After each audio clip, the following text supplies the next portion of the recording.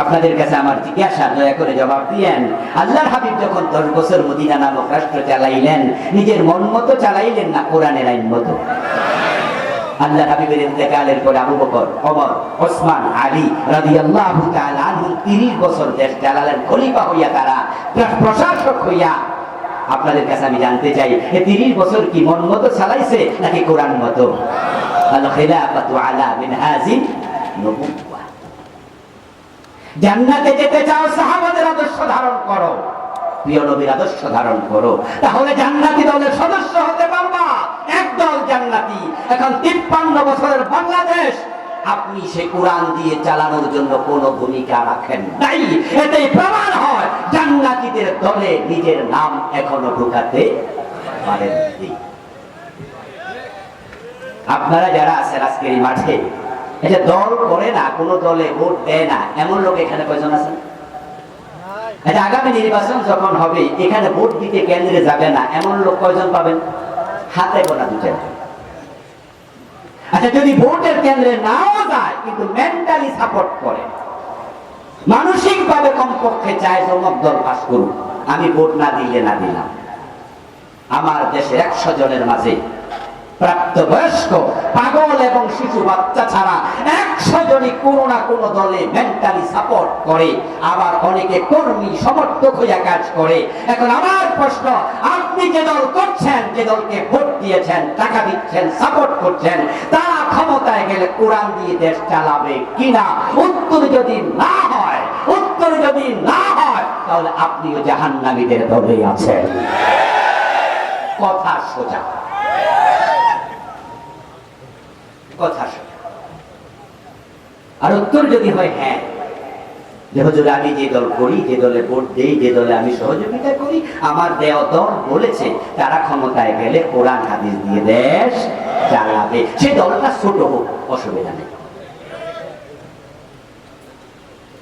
আমার প্রিয় ভাই, যেই দলের কনস্টিটিউশন কোরআনমুখী নয়, যেই দলের আদর্শ কোরআনমুখী নয়, যেই দলের নির্বাচনী চিন্তা চেতনা, দেশ চালানোর চিন্তা চেতনা কোরআন সুন্নাহ মুখী নয়, সেই দল করা মুসলমানের জন্য হারাম, হারাম এবং হারাম। তাহলে বাকি থাকলো ওই দল, যে দলগুলো ইসলামী দল, যারা ক্ষমতায় গেলে আল্লাহর কোরআনকে সংবিধান বানাবে বলছে। আপনি সেই দলে ঢুকে যান, এটাই মানা আলাইহি ওয়াসহাবি।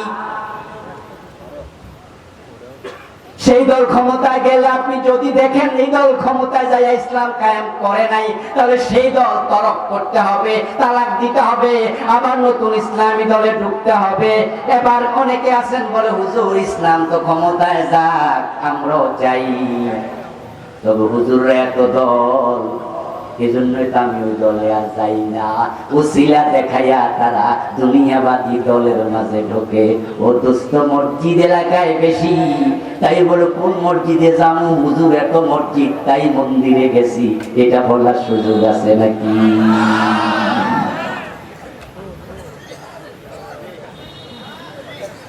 হুজুর আপনারাই তো বুঝতে পারে না, আপনারা যে 14-15-20 দল, এই জন্য না আমি চিন্তি করে আমলি করে জাতীয় পার্টি করে না। হুজুর আপনারা লগে আমরাও তো আছি, তো আপনারা আগে এখন তারপরে। ও দোস্ত, আপনার বাবা আপনারে বললো যে বাজান আমার জন্য একটা লুঙ্গি নিয়ে আসো, আপনি বাজারে যাই একটা শাড়ি কিনা দিয়েছেন, কিনা বাবার হাতে দিলেন। বাবা জিজ্ঞাসা করলো কি রে, তোরে কইছি লুঙ্গি আনতে, তুই যে শাড়ি আনছ। আপনি জবাব দিলেন বাবা দোকানে যাইয়া দেখি লুঙ্গি দোকান 5-7টা, এইটাও লুঙ্গি দোকান, ওইটাও লুঙ্গি দোকান, ওইটাও লুঙ্গি দোকান, এই জন্য ভাবলাম যে এত লুঙ্গি দোকানকে শাড়ি কিনা দেয়। যে উত্তর হইল, লুঙ্গি দোকান বেশি হওয়াতে আপনার অসুবিধা ছিল না সুবিধা বেশি? এতে করে আপনি দামও কম পাইতেন, একটু দেখে শুনে কিনতে পারতেন, রং মং দেখা, দরদার যাচাই করা, আপনার জন্য সুযোগ সুবিধা বেশি ছিল।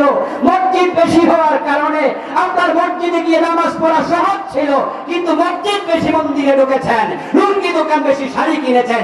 এই যুক্তি যেমন চলে না, হুজুররা এখন ইসলামী দল করবে, এই যুক্তি দিয়ে জান্নাতে যাওয়া যাবে না। যুক্তি আল্লাহর কাছে চলবে না।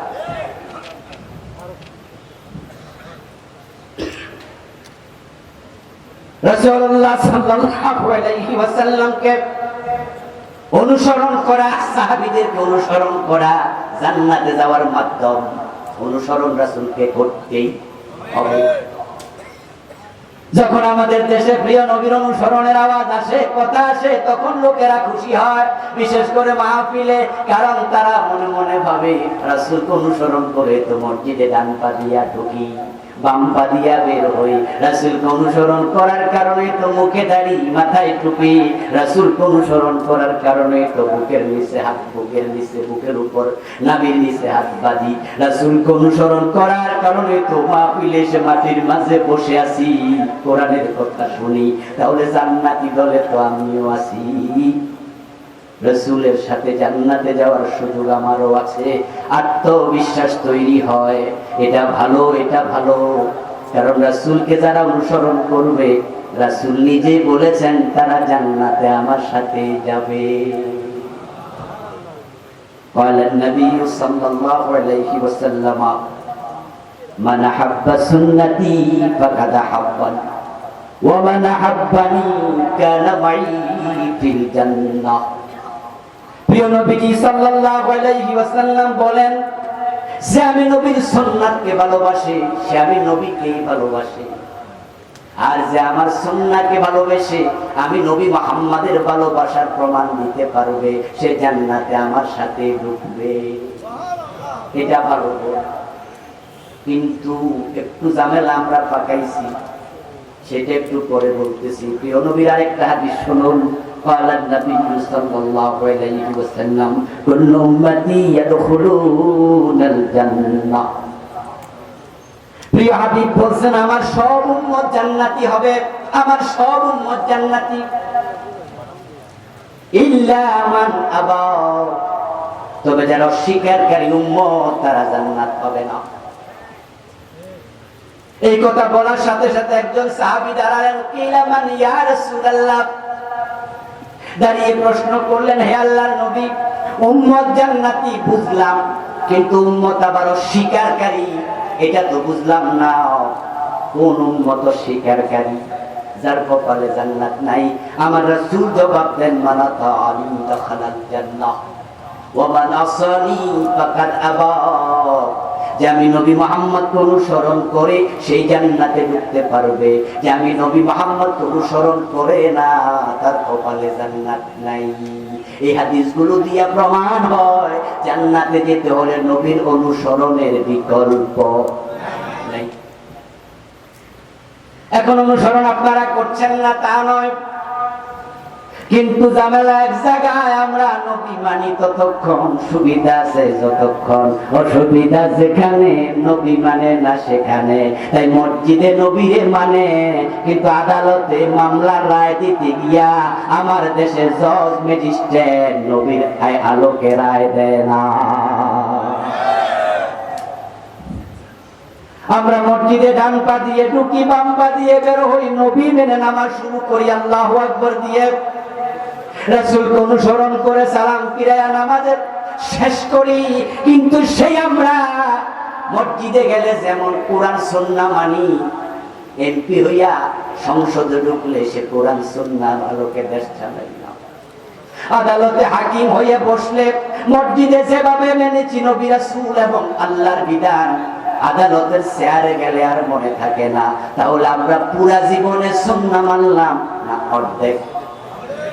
আর কান খুলে শোনো, সুবিধাবাদ জিন্দাবাদে মুমিন হওয়া যায় না।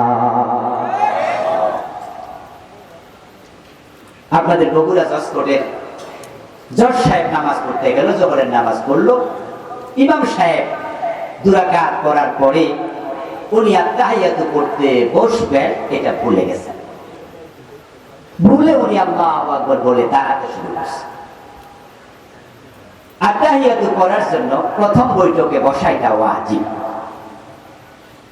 এই মাসআলা ভালো করে জজ সাহেব জানে, মুসল্লিরাও জানে। সবাই দিছে লোকমা, জজ সাহেব লোকমা দিছে।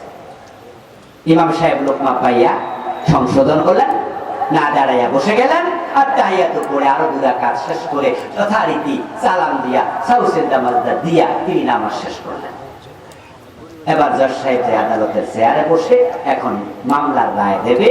চোর ধরা পড়ছে, সাক্ষী মুক্তি সব শেষ, আজকে রায় ঘোষণা হলো। রায় ঘোষণার সময় জজ সাহেব চোর ধরে হাত কাটার রায় দেয় নাকি চোর ধরে জেলে দেয়? কোন রায়টা দেয়? চোর ধরে হাত কাটার রায় দেয়া ওয়াজিব না ফরজ? ইমাম সাহেব যে ভুল করছিল ওটা কি ফরজ না ওয়াজিব?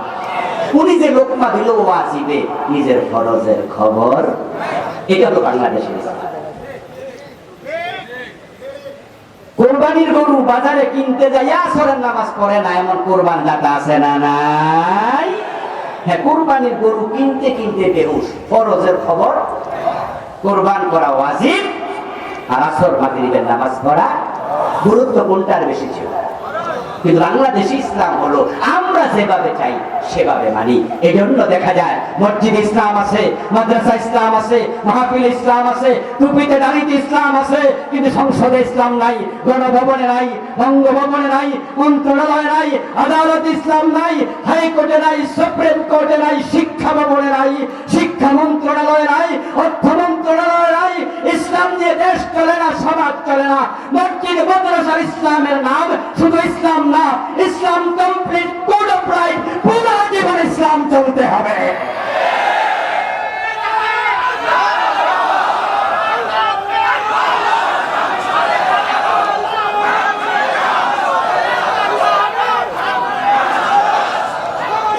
আমার প্রিয় ভাইয়েরা, রাসূলুল্লাহ সাল্লাল্লাহু আলাইহি ওয়াসাল্লাম মসজিদের ইমাম ছিলেন, রাষ্ট্রের নেতা ছিলেন। উনি মসজিদ চালাইছে যে আল্লাহর আইনে, রাষ্ট্র চালাইছে সে আল্লাহর আইনে। 53 বছর বাংলাদেশ মসজিদ চলে আল্লাহর আইনে, এটা ঠিক, কিন্তু সমাজ চলে ডক্টর কামাল মিয়ার লিখিত সংবিধানের আইনে। আমাদের দেশের সংবিধান আমাদেরকে মুশরিক বানায় ছেড়ে দিয়েছে, যেটা আমাদের প্রধান বক্তা বলেছেন, চমৎকার কথা তিনি বলেছেন। আমাদের দেশের সংবিধানে আছে জনগণ রাষ্ট্রের মালিক, সভরেনিটি, ল অফ সভরেনিটি, রাষ্ট্রের মালিকানা জনগণের। অথচ আপনি কোরআন যখন পড়বেন বারবার পাবেন লিল্লাহি মা ফিস সামাওয়াতি ওয়া মা ফিল আরদ, আকাশ জমিনে যা আছে সবটার মালিক কে? আল্লাহ। ওয়ালাহু মা ফিস সামাওয়াতি ওয়া মা ফিল আরদ, লিল্লাহি মিরাসুস সামাওয়াতি ওয়াল আরদ, আলা লাহুল খালকু ওয়াল আমর। জনগণের মালিকানা নাই। আরে ভাই, আপনি কিসের মালিক? আপনার যে 3.5 হাত দেহ, এটার মালিক আপনি? আচ্ছা, মানুষের দেহের অঙ্গ প্রত্যঙ্গ সে চাইলে কি বিক্রি করতে পারে? শরীয়ত কি বলে? আপনি যে আপনার চোখ বেচতে পারবেন? রক্ত বেচা হারাম। রক্ত দান করা যায়, এটা তৈরি হয় কেন? কিন্তু বিক্রি করা নিষেধ। আপনি চোখ হাত বেচবেন, কেমনে বেচবেন? চোখের মালিক আপনি। তো যেখানে আপনি নিজের মালিক আপনি না, আর আপনি নাকি পুরা দেশের মালিক। এজন্য তো আমাদের নেতারা যখন মাইক হাতে পায় নির্বাচনের আগে, তখন তারাও বলে জনগণ সকল ক্ষমতার উৎস। আল্লাহর কোরআনের সাথে পুরা সাংঘর্ষিক কথা সংবিধানে ঢুকাইয়া 53 বছর ধরে তারা দেশ চালাচ্ছে। এই বস্তা পচা জঘন্য সংবিধান দিয়ে আল্লাহর কোরআন বলছে জনগণ সকল ক্ষমতার উৎস নয়, বরং সকল ক্ষমতার উৎস কে? আল্লাহ। আন্নাল কুওয়াতা লিল্লাহি জামিআ কুলিল্লাহুম্মা মালিকাল মুলক। আমার প্রিয় ভাই, আলহামদুলিল্লাহ, দীর্ঘ 53 বছর পরে আল্লাহ আমাদেরকে আবার সুযোগ দিয়েছেন। 5ই আগস্টের বিপ্লবের পর এমন সুযোগ বাংলার মুসলমানের হাতে আল্লাহ তুলে দিয়েছেন। এই সুযোগ এই 53-52 বছরে আর আসে নাই।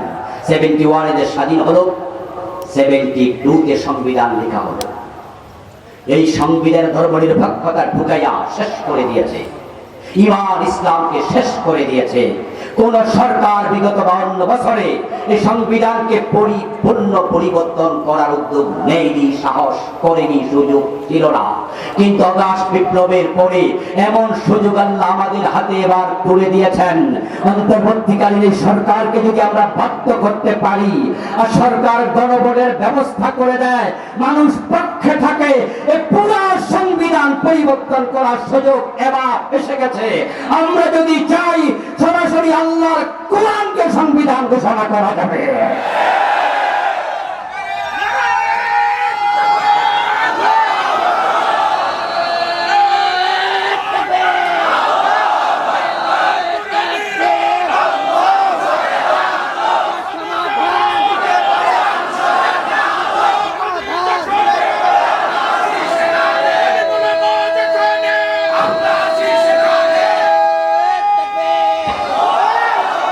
আমার প্রিয় ভাইয়ের, আল্লাহর কোরআন সংবিধান হোক, এটা আপনারাও চান কিনা?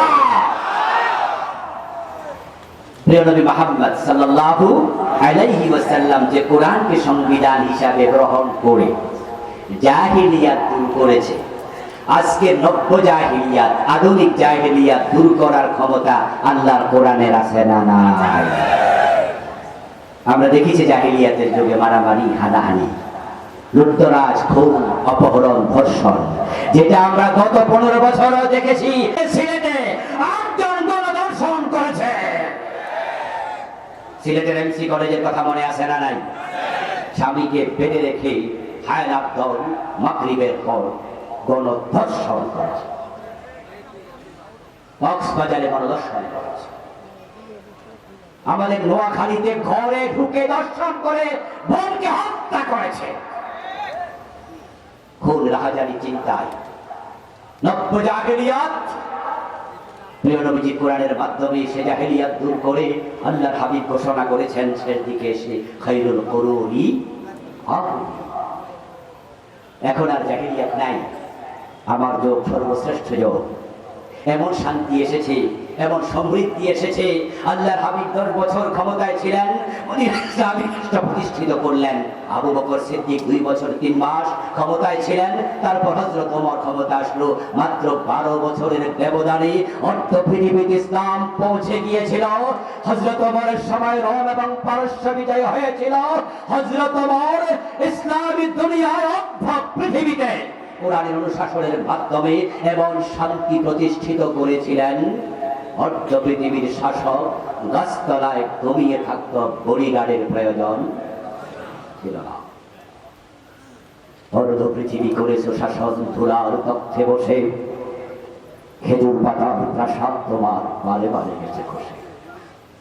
মদিনা থেকে জেরুজালেম পর্যন্ত হযরত ওমর সফর করেছেন, সাথে ওটের রশি টানার জন্য মাত্র একজন ভৃত্য ছিল।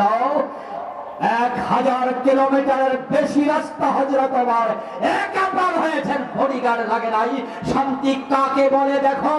আল্লাহ কোরআন যদি বাংলাদেশে কায়েম হয়ে যায়, সে শান্তির পলকু ধারা বাংলার পরতে পরতে সমাজের প্রতিটি সেক্টরে আবার কায়েম হবে, শান্তি চিরতরে নির্মূল হবে ইনশাআল্লাহ। সে সুযোগ আল্লাহ আমাদের করে দিয়েছেন। এই আল্লাহর দেওয়ার সুযোগ এবার কাজে লাগাতে হবে। রাজি আছেন না নাই?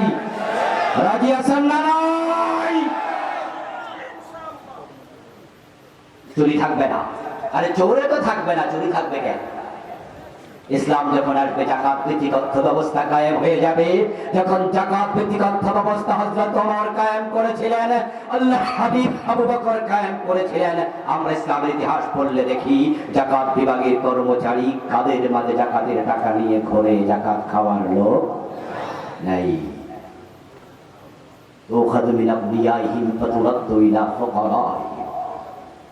গরিবরা যাকাতের টাকার জন্য ধনীর বাড়িতে যাবে, একটি যাকাতের শাড়ির জন্য লাইনে দাঁড়িয়ে রোদে পূর্বে বৃষ্টিতে ভিজবে, অতি ধাক্কায় পদপিষ্ট হয়ে মারা যাবে। এটা হবে না, বরং গরিবদেরকে খুঁজে খুঁজে বাড়িতে গিয়ে যাকাতের টাকা পৌঁছে দেওয়া হবে ইনশাআল্লাহ।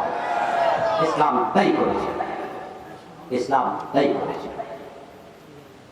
সমৃদ্ধি আসবে, শান্তি আসবে। প্রিয় নবীজি সাল্লাল্লাহু আলাইহি ওয়াসাল্লামের জীবনের লক্ষ্য দিনের বিজয়, এবং তিনি সেটা করেছিলেন। মক্কায় পারেননি 13টি বছর, কারণ মক্কায় তারা সিদ্ধান্ত নিয়েছিল প্রিয় নবীকে কোরআন নিয়ে তার মক্কার সংসদ দারুন নাদওয়ায় ঢুকতে দেবে না, বরং তারা সিদ্ধান্ত নিয়েছিল দারুন নাদওয়ার মিটিংয়ে লা তাসমাউ লিহাযাল কোরআন, তাদের সিদ্ধান্ত আল্লাহ জানিয়ে দিয়েছেন, তারা বলেছিল কোরআন শুনতে যেও না। সিদ্ধান্ত এখানে শেষ নয়, ওয়ালা গাউফিহি লাআল্লাকুম তাগলিবুন। সিদ্ধান্তের দ্বিতীয় অংশ হলো কোরআন তো শুনতে যাবেই না, বরং কোরআনের তেলাওয়াত যেখানে হবে, আলোচনা যেখানে হবে, সেখানে গন্ডগোল বাঁধাইয়া দেবে। আবু জেহেলরা যে সিদ্ধান্ত নিয়েছিল, তাদের যে চরিত্র ছিল, গত 15 বছরে আমরা দেখেছি এই সরকার পতিত স্বৈরাচার, তাদের চরিত্রের সাথে আবু জেহেলদের বড় মিল পাওয়া যায়। এই মাঠেও কি খোলা ময়দানে এইভাবে আজকের মতো গত 15 বছরে তাফসীর মাহফিল করা গেছে? এই জাতীয় বক্তাদেরকে আনতে পারছেন? এই জাতীয় নেতারা কি মাঠে এইভাবে বসার কোনো পরিবেশ ছিল? বরং আমরা দেখেছি গত 15 বছরে তাফসীর মাহফিল, ওয়াজ মাহফিল যেখানে হতো সেখানে অনুমতি ছাড়া হতে দিত না, বরং তারা কি করতো, কেউর কাছে যাও, ডিসির কাছে যাও, ওসির কাছে যাও, এসপির কাছে যাও, নেতার কাছে যাও, এমন নেতাকে সভাপতি বানাতে হতো সেই নেতা সূরা ফাতিহা বিশুদ্ধভাবে তেলাওয়াত করতে পারে না। কিন্তু আল্লাহর শুকরিয়া, এখন খোলা ময়দানে নিশ্চিন্তে কোরআনের কথা বলা যায়। আবু জেহেলরা যেভাবে পরাজিত হয়েছে, নতুন আবু জেহেলদেরকে আল্লাহ সেভাবে পরাজিত করে দিয়েছে।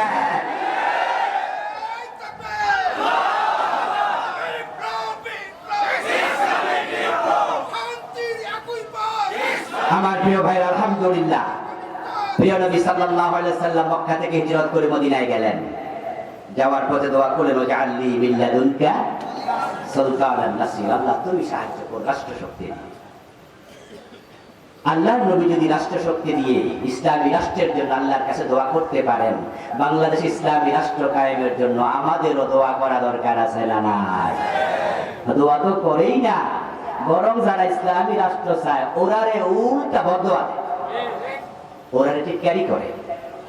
হুজুর মানুষ আবার কিসের রাজনীতি, হুজুররা আবার কিসের ক্ষমতা, অথচ আমার নবী নিজে আল্লাহর কাছে ক্ষমতা চায়, এবং সেটা কোরআন মাজিদের আয়াত। ইসলামী রাষ্ট্র রাসূল মদিনায় প্রতিষ্ঠিত করলেন, জীবনের লক্ষ্য পূর্ণ করলেন। এখন রাসূলের সাথে জান্নাতে যেতে হলে রাসূলের জীবনের লক্ষ্য দ্বীনের বিজয়। আমাদের জীবনের লক্ষ্যটাকে দ্বীনের বিজয় কেন্দ্রিক করা দরকার আছে না নাই? আল্লাহ তাআলা আমাদের সকলকে তার দ্বীন বিজয়ের জন্য প্রিয় নবীর জীবনের লক্ষ্যের সাথে জীবনের লক্ষ্য বানিয়ে বাংলার এই ভূখণ্ডে আল্লাহর কোরআনের রাজ প্রতিষ্ঠা করার জন্য হিম্মত নিয়ে, সাহস নিয়ে সামনে ভূমিকা রাখার তৌফিক দান করুন বলি আমি। হাদা মা'ইন্দি ওয়াল ইলমু ইনদাল্লাহ আলাইহি তাওয়াক্কালতু ওয়া ইলাইহি উনীব। আল্লাহ হাফেজ।